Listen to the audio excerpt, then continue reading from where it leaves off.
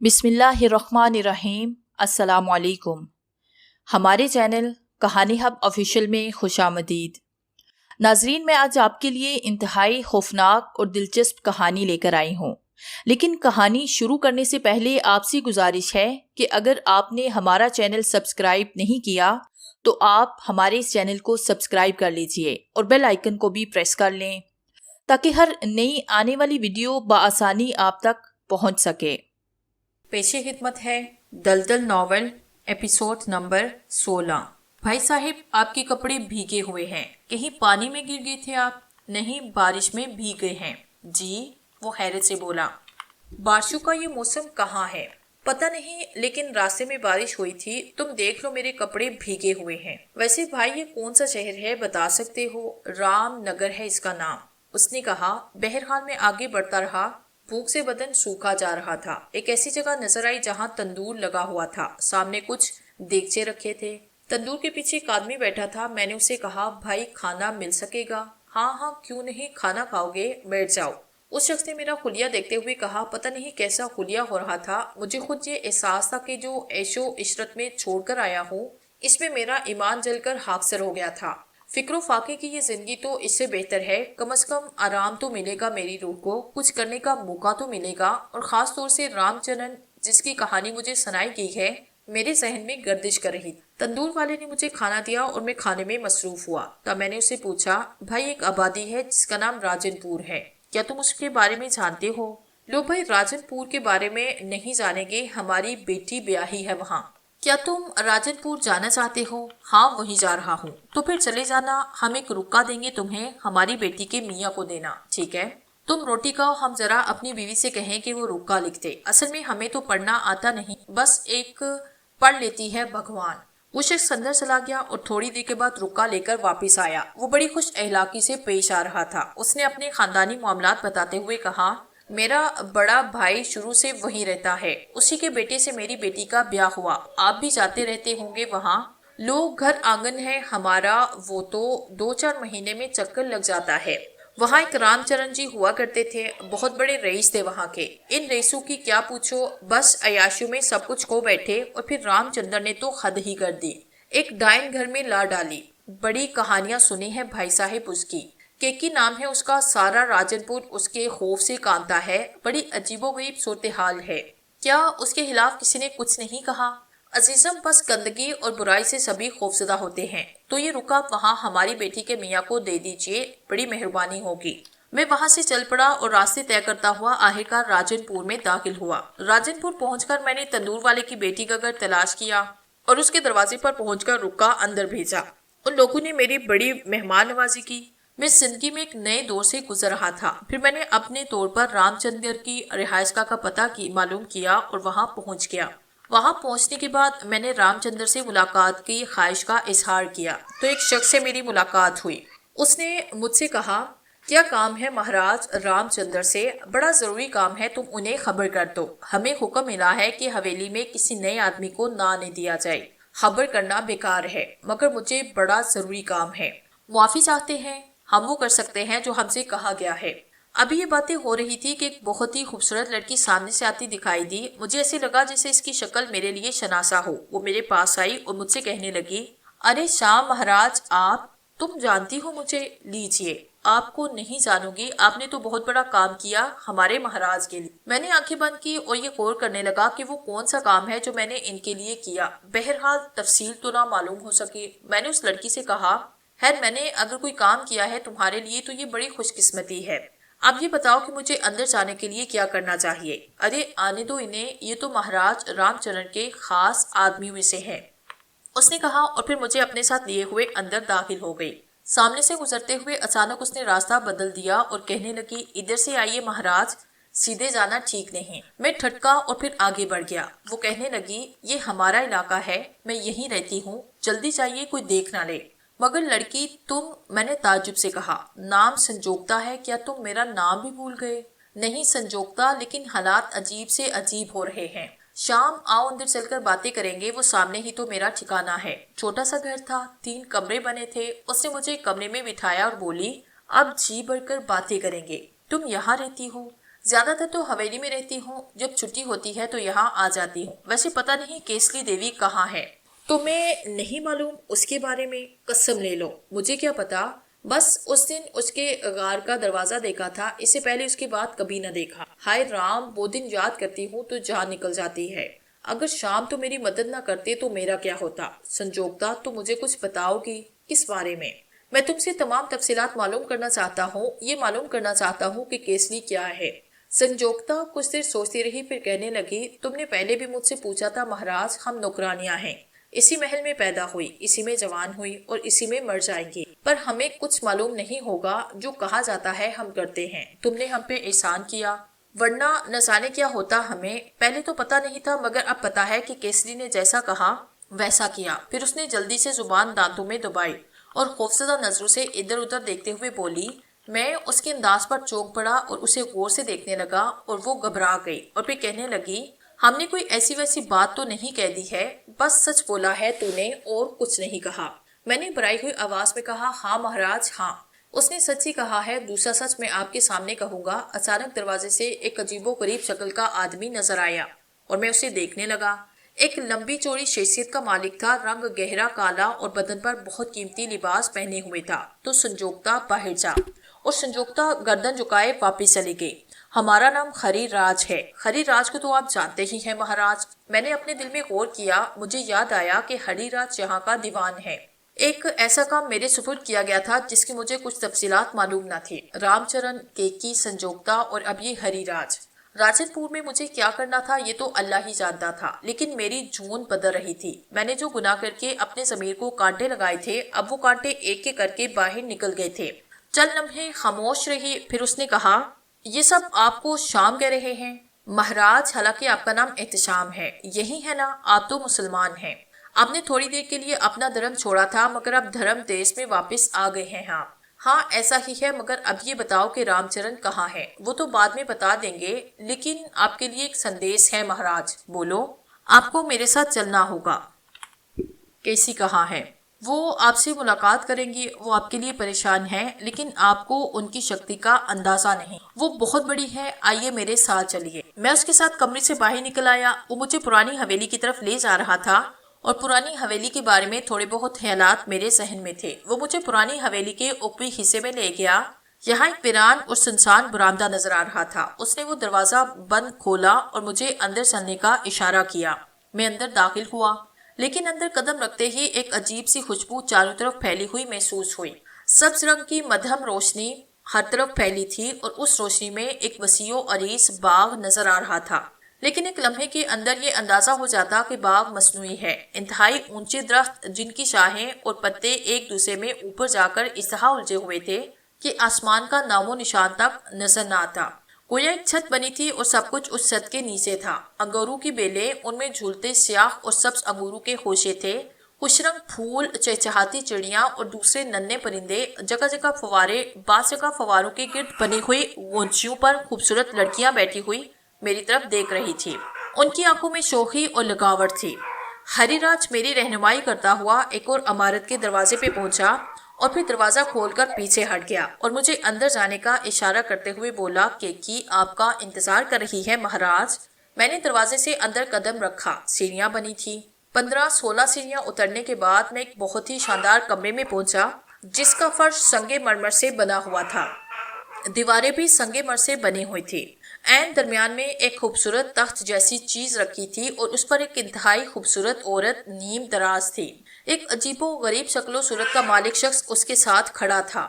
ان دونوں کے علاوہ یہاں کوئی نہ تھا۔ عورت نے مجھے غور سے دیکھا اور پھر اپنی جگہ سے اٹھ کھڑی ہوئی۔ اس کی آنکھوں میں ایک عجیب سی مسکراہٹ پھیلی تھی۔ جب میں اس کے قریب پہنچا تو وہ بڑے احترام کے ساتھ بولی، آئیے مہاراج، آپ کے سامنے میں اس تخت پر نہیں بیٹھ سکتی، آپ نے پورنی کے جاپ کیے اور آپ کے پاس مجھ سے بڑی شکتی ہے۔ تم کیسی ہو؟ ہاں، اور یہ اشتت مہاراج، اس نے کہا، کیسی؟ میں نے جو جاپ کیے تھے میں ان سے تائب ہو چکا ہوں۔ وہ ایک شیطانی عمل تھا اور تم ضرور یہ بات جانتی ہوگی کہ میں مسلمان ہوں۔ چند لمحوں کے لیے تو مجھ سے میرا ایمان چھن گیا تھا، لیکن اللہ کا شکر ہے کہ میں واپس اپنی اصلیت میں آ گیا۔ حالانکہ میں نے تو بڑا گناہ کیا، لیکن نہ جانے کیوں میرے ساتھ رحم کا برتاؤ کیا گیا، اور اب یہ سمجھ لو کہ میں کالی طاقت سے نفرت کرتا ہوں۔ میں اس ناپاک جگہ پر نہیں بیٹھ سکتا، سمجھ رہی ہو نا تم؟ کیسی کی مسکراہٹ سکڑ گئی، لیکن اس نے فوراً ہی اپنے آپ کو سنبھال کر کہا، تو پھر بتلائیے شام مہاراج، میں آپ کا سواگت کیسے کروں؟ پہلی بات تو یہ ہے کہ میرا نام شام نہیں بلکہ احتشام ہے۔ دوسری بات یہ ہے کہ میں یہاں کھڑا ہوا ہوں، بس اتنا ہی کافی ہے۔ ٹھیک ہے، تو پھر ہم اس تخت کو بیچ سے ہٹا ہی دیتے ہیں۔ اس نے مڑ کر اس خوبصورت تخت کو دیکھا اور دوسرے لمحے وہ تخت میری نگاہوں سے اوجھل ہو گیا۔ کیسی پھر میری جانب متوجہ ہوئی، اس نے کہا، تو احتشام مہاراج، بہت سی باتیں بڑے سے بڑے گیانی کی سمجھ میں نہیں آتی۔ آپ ایک ایسے آدمی کی حیثیت سے میرے پاس آئے جس کی کوئی اہمیت نہیں۔ اگر پورنی کا داس سمجھ کر آپ کی سیوا کروں تو بڑی بات ہے، لیکن اگر ایک آدمی کی حیثیت سے آپ سے ملاقات کروں تو مجھے بتائیں کہ اس سے کیا فائدہ ہوگا مجھے۔ یوں سمجھ لیجیے کیسنی کہ بس کچھ خاص باتوں کے لیے آپ کے پاس آیا ہوں۔ وہی تو میں جاننا چاہتی ہوں مہاراج، پورنی کے داس کی حیثیت سے تو آپ کا ایک مقام تھا، لیکن اگر آپ نے اپنا مقام چھوڑا تو آپ ایک عام آدمی سے عام آدمی ہوئے، اور اس کے بعد ظاہر ہے میں آپ کے ساتھ کیا کر سکتی۔ میں تو تیرے ساتھ کچھ کرنے کے لیے آیا ہوں کیسی، تو اپنے جادو کو ختم کر دے، کیونکہ تیرا یہ جادو انسان دشمن ہے، اور مجھ پر یہ لازم ہے کہ میں انسانوں کو تیرے چنگل سے نجات دلاؤں۔ بہت سے لوگ تیرے جادو کی وجہ سے مصیبتوں میں گرفتار ہیں۔ تیرا شوہر رام چندر بھی تیری وجہ سے مشکل میں پڑا۔ یہ سب کچھ چھوڑ دے، اپنے آپ کو ختم کر لے، کیسی اپنے شیطانی عمل کو ختم کر دے۔ شرم نہیں آتی تمہیں ایسی باتیں کرتے ہوئے؟ جیون کے اتنے سکھ اٹھا لیے ہماری شکتی سے، اور آج ایمان دھرم کی بات کر رہے ہو۔ وارے واہ، تمہارا ایمان دھرم، اتنا کچھ حاصل کر کے ہم سے جیون کے سارے مزے لے لیے، اور اب چلے ہو دھرم مہاتما بننے کے لیے۔ یہ چال چل کر کسی اور کو دکھانا، ہمارے سامنے نہیں چلے گی تمہاری۔ تم دھرم وسو مہاراج کو جانتے ہو؟ انہوں نے سب کچھ بتا دیا ہے تمہارے بارے میں ہمیں۔ میں سب کچھ جانتا ہوں، سب کچھ مانتا ہوں، اور یہ بھی مانتا ہوں کہ اپنے مذہب سے ہٹ گیا ہوں، اپنے دین سے دور ہو گیا تھا۔ میں نہیں جانتا کہ جو غلاظت میرے وجود میں پہنچ چکی ہے اور اس کی وجہ سے مجھے معافی کیا جائے گا کہ نہیں، لیکن معافی مانگتا رہوں گا۔ ہو سکتا ہے کوئی ایسا لمحہ آئے جب مجھے معافی مل جائے۔ البتہ جو کام میرے سپرد کیا گیا ہے اسے ضرور سر انجام دوں گا۔ دیکھو، مجھ سے دشمنی مت لو، نقصان اٹھاؤ گے۔ میں نے بھی حیران ہوتے ہوئے کہا، بولو کیا کہتے ہو؟ تجھے ختم ہونا پڑے گا کیسی، میں نے کہا، اور وہ ہنستی ہوئی اپنے پیچھے کھڑے ہوئے آدمی کی طرف مڑی اور کہنے لگی، اجنت، ذرا اسے اس کی شکتی کا مزہ تو چکھا، میں تیرا انتظار کر رہی ہوں۔ وہ واپسی کے لیے مڑی، پھر اچانک مجھے اپنے عقب سے کچھ عجیب سی آوازیں سنائی دی۔ میں نے گھوم کر دیکھا تو سنگ مرمر کی ان دیواروں میں سوراخ نمودار ہوئے، اور ان میں سے پانی کی دھاریں پھوٹ رہی تھی۔ یہ دھاریں اس تیزی سے پانی نیچے برسا رہی تھی کہ دیکھتے ہی دیکھتے زمین پر بے پناہ پانی جمع ہو گیا، اور میں نے خوفزدہ انداز سے پلٹ کر دیکھا۔ اب جو میں نے ادھر دیکھا تو یہاں کچھ بھی نہ تھا، نہ وہ اشنت نامی شخص تھا، نہ کیسی، بس میں تھا، اور سنگ مرمر کی یہ زمین ایک کنویں کی حیثیت اختیار کرتی جا رہی تھی۔ پانی اس طرح نکل رہا تھا جیسے کسی دریا کا رخ ادھر موڑ دیا گیا ہو۔ دیکھتے ہی دیکھتے پانی بڑھنے لگا، اور میں بدن میں جرجری سی محسوس کیے بغیر نہ رہ سکا۔ پانی ٹہنوں سے گزر کر گھٹنوں، اور گھٹنوں سے گزر کر رانوں، اور پھر کمر تک پہنچ گیا، اور اچانک ہی میں نے پانی میں ایک مچھلی تیرتی دیکھی۔ میں نے حیرت سے دیکھا کہ وہ پانی کی سطح پر تیرنے والی شخصیت کیسی ہے۔ اس کا چہرہ صاف نظر آ رہا تھا، وہ بڑی دلچسپ نگاہوں سے مجھے تک رہی تھی، یعنی اس کا چہرہ تو کیسی کا تھا اور بدن مچھلی کا۔ یہ بہرحال ایک سنسنی خیز احساس تھا، اور اسے محسوس کرنا بڑا ہی اہمیت کا حامل۔ پانی کے تھپیڑے میرے قدم اکھاڑے دے رہے تھے۔ میرے دل میں ایک عجیب سا جذبہ ابھرا، اور میں نے سوچا کہ کالی جادو کی دنیا سے نکل کر اب ایمان دھرم کی بستی میں آیا ہوں تو جو بھی مشکل ہو دیکھ لیا جائے گا۔ اللہ اگر میری حفاظت کرنا چاہے گا تو کر لے گا، ورنہ جو اس کا حکم۔ اس احساس کے ساتھ ہر خوف میرے دل سے نکل گیا۔ میں جانتا تھا کہ کائنات میں آنکھ کھولنے والے ہر نومولود کے بارے میں ہم کچھ اور کہہ سکتے ہوں یا نہ کہہ سکتے ہوں۔ یہ ضرور کہہ سکتے ہیں کہ بالآخر یہ ایک دن ضرور مر جائے گا۔ موت برحق ہے، اور اس کا یقین کرنے والا حق ہے، اور حق سے نجات ممکن نہیں۔ میں نے آنکھیں بند کی اور سوچنے لگا کہ کوئی تدبیر نہیں کروں گا میں۔ اسی وقت اچانک شور تھما اور ایک دم سناٹا پھیل گیا۔ میں چونک کر ادھر ادھر دیکھنے لگا۔ میں نے پانی میں کلیلے کرتی ہوئی کیسی کو دیکھا جو بے چینی سے اچانک رک گئی تھی۔ اس کا مچھلی کا بدن پانی میں جنبش کر رہا تھا۔ اچانک فرش میں ایک بڑا سا سوراخ نمودار ہوا، اور پانی دہشت ناک انداز کے ساتھ اس سوراخ میں داخل ہونے لگا۔ کیسی نے ایک بھیانک چیخ ماری اور کم ہوتے ہوئے پانی میں ایک سوراخ کی طرف لپکی۔ اس کا بدن اچانک ہی ایک لمبی چمکدار لکیر کی شکل اختیار کر گیا، اور یہ لکیر تڑپ کر ایک سوراخ میں داخل ہوئی اور وہ غائب ہو گئی۔ پانی اس برق رفتاری سے سوراخ میں غائب ہوا تھا کہ چند لمحوں میں زمین صاف ہو گئی۔ سوراخ چونکہ بلندی پر تھے اس لیے اب ان میں سے کوئی پانی نہیں گر رہا تھا۔ پھر میں نے اپنے عقب میں اشند کو دیکھا۔ اشند ایک لمبے سام کی شکل میں موجود تھا۔ حالانکہ اس سے پہلے میں نے اسے دیکھا نہیں تھا، لیکن اس بار میں دیکھ رہا تھا کہ اشند ان بلند سوراخوں کی طرف لپک رہا ہے۔ وہ بار بار سنگ مرمر کی دیوار پر چڑھنے کی کوشش کر رہا ہے، مگر ہر بار پھسل کر نیچے گر جاتا۔ آخرکار وہ میری طرف لپکا لیکن مجھ تک نہیں پہنچ سکا۔ تب میں نے خود آگے قدم بڑھائے اور جھک کر پھن سے پکڑا۔ انشد کا چہرہ بھی اس کا اپنا چہرہ تھا اور باغی بدن سام کا۔ وہ میری کلائی سے لپٹا اور میں نے پہلی بار قریب سے اسے دیکھا۔ اس کا چہرہ سام کے بدن کی مناسبت سے چھوٹا ضرور ہو گیا تھا لیکن اصل ہی تھا، اور وہ بے حد خوفزدہ نظر آ رہا تھا۔ پھر اس کی آواز اوپری، جیاخو تیری مہاتما، مجھے چھوڑ دے، میرے مقصد مجھے چھوڑ، میرا کوئی قصور نہیں، میں تو بس کیسنی کا غلام تھا، مجھے چھوڑ دے، میں تجھے کوئی نقصان نہیں پہنچاؤں گا۔ اشد، بس مجھے تجھ سے معلومات چاہیے، کیسی کا جادو ختم کرنا چاہتا ہوں میں۔ اس نے جتنے لوگوں کو اپنے شہر میں گرفتار کیا انہیں آزادی دلانا چاہتا ہوں، نہ میری تجھ سے دشمنی ہے اور نہ کسی اور سے۔ بڑا مشکل کام ہے دیوتا، بہت مشکل کام ہے، پر میں آتما ہوں، مجھے تو چھوڑ دے۔ وہ کہاں چلی گئی سوراخ میں گھس کر؟ میں نہیں جانتا، مجھے نہیں معلوم، ہو سکتا ہے کالی کنڈ چلی گئی ہو۔ اس کا کالا جادو تجھ پر اثر نہیں کر سکا، ڈر کر بھاگی ہے تجھ سے۔ اس کے تو ہزاروں ٹھکانے ہیں دھرتی پر، تجھ سے نہ بچ سکی تو پتال میں چلی جائے گی، مارے تو ہم گئے، ہمیں چھوڑ دے۔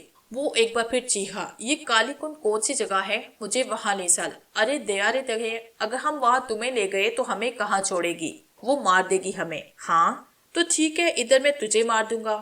مر گئے، ہم تو مر گئے، ہائے اب کیا کریں؟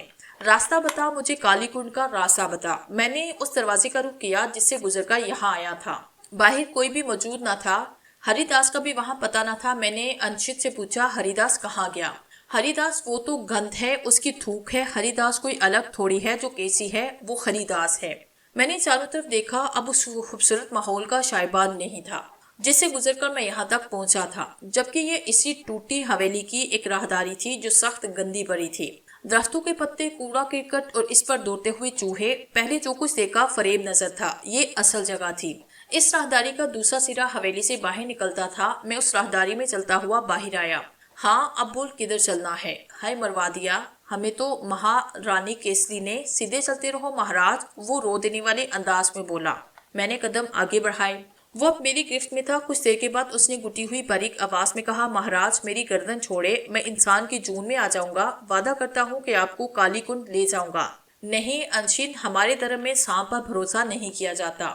ہائے میری گردن، کہیں دم گھٹنے سے مر نہ جاؤں۔ نہیں میں جانتا ہوں تم ایسے نہیں مرو گے، میں اس وقت تک تمہیں اس طرح جھکائے رکھوں گا جب تک کالی کنڈ میرے سامنے نہیں آئے گا۔ سیدھے ہاتھ مڑ جاؤ، وہ مردہ لہجے میں بولا، اور میں اس کی ہدایت کے مطابق آگے مڑ گیا۔ پھر ایک غار کے سامنے وہ رکا اور بولا، چلو اندر چلو۔ میں اس کی ہدایت پر غار میں آیا۔ اندر گپ اندھیرا تھا۔ اچانک ہی اس نے مردہ سے لہجے میں بولا، مہاراج وار ہو گیا ہے آپ پر، زمین پر بچھو رینگ رہے ہیں، راستہ بند کر دیا گیا ہے۔ میں ایک دم رکا۔ میری آنکھوں نے زمین پر انتہائی ننھی ننھی سرخ چنگاریاں متحرک دیکھی، اور پھر جب غور کیا تو مجھے اندازہ ہوا کہ وہ 2-2 انچ سائز کے بچھو ہیں جو اپنا کالا ڈنگ اٹھائے میری طرف لپک رہے ہیں۔ ننھی ننھی سرخ چنگاریاں ان کی آنکھیں تھیں۔ وہ میرے اتنے قریب آئے کہ ان سے بچنا مشکل ہو گیا۔ میں خاموشی سے آنے والے وقت کا انتظار کرنے لگا۔ بچھو میرے پیروں پر چڑھے۔ انہوں نے شاید ڈنک میں مارنے کی کوشش کی لیکن مجھ پر کوئی اثر نہ ہوا۔ تھوڑی دیر تک میرے پیروں پر حملہ کرتے رہے اور پھر کوئی حل نہ پا کر وہاں سے غائب ہو گئے۔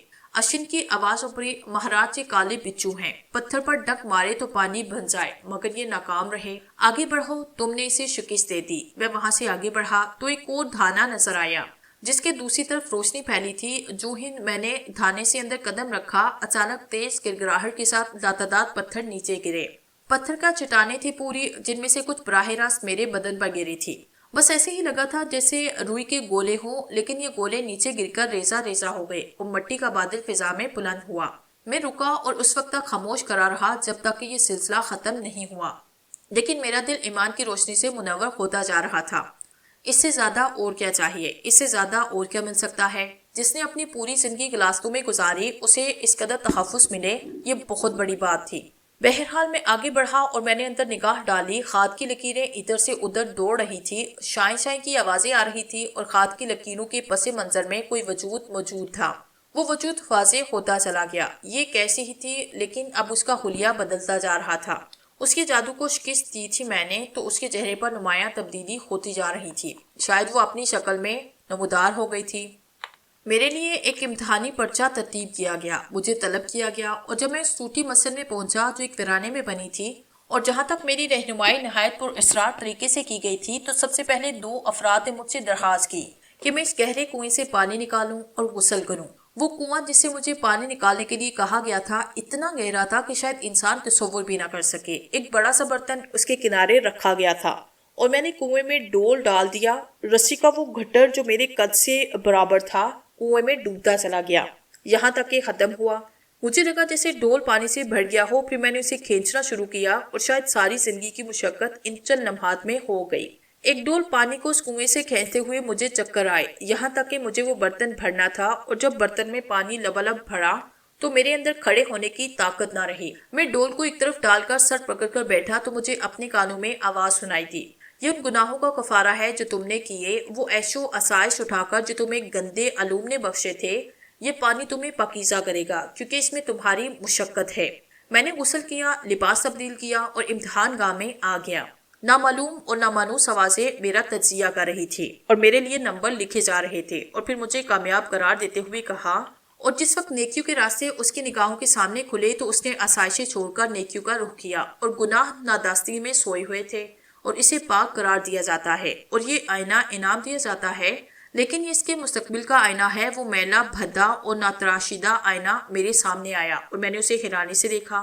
اس میں یہ تحریر درج تھی: زندگی کی ان خواہشوں کو جو تمہارے دل میں پیدا ہوں اپنے ذہن میں لاؤ اور آئینے میں دیکھو کہ ان میں کہاں تک جائز ہے کہاں تک ناجائز. یہ آئینہ تمہارے ضمیر کی عکاسی کرے گا اور زمین کی آواز سچ ہوتی ہے اور اس سچ کو اگر تم حاصل کرنا بھی چاہو تو تمہاری خوشبو کی تکمیل ہوگی. یہ دنیاوی انعام ہے اور اس کے بعد بھی اگر انعام کے طلبگار ہو تو خود اپنے دل میں جھانک کر دیکھنا اور پوچھنا کہ کیا مناسب ہے اور کیا نامناسب. میں نے ان الفاظ کو پڑھا اور میری خوشیوں کا ٹھکانہ نہ رہا. وہ مل گیا تھا مجھے جو شاید ہی کبھی کسی کو ملا ہو اور اس پر یقین کرنا ایمان تھا بجائے اس کے کہ میں مشکوک ہوتا.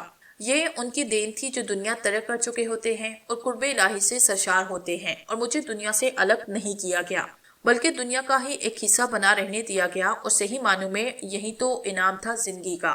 وہ غلیظ توڑ جو لامصب کی حیثیت سے گزرا تھا بلا شبہ استحقاقات جیسے کسی گندے جوہر میں زندگی گزار دی جائے.